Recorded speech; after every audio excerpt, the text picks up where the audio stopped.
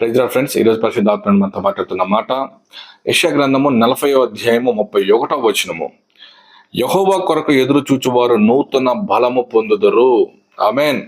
Dear friends, ఏ సమస్య ద్వారా, ఏ పరిస్థితి ద్వారా నువ్వు బాధపడుతూ నువ్వు ముందుకు వెళ్తూ నీ జీవితాన్ని కొనసాగించలేకపోతున్నావో, ఈరోజు నీకు గుడ్ న్యూస్ ఏంటంటే, నువ్వు యెహోవా మీద నమ్మిక ఉంచిన వ్యక్తివైతే, యెహోవా కొరకు ఎదురు చూచే వ్యక్తివైతే, లేఖనం సెలవిస్తుంది నువ్వు నూతన బలము పొందుదువు అని. హల్లెలూయా.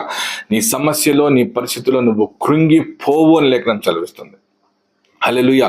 అబ్రహాము 99 సంవత్సరాల వయసులో, సారా 90 సంవత్సరాల వయసులో యెహోవా కొరకు ఎదురు చూచిన వాడు, అనగా దేవుని వాగ్దానం మీద నమ్మిక ఉంచిన వాడు.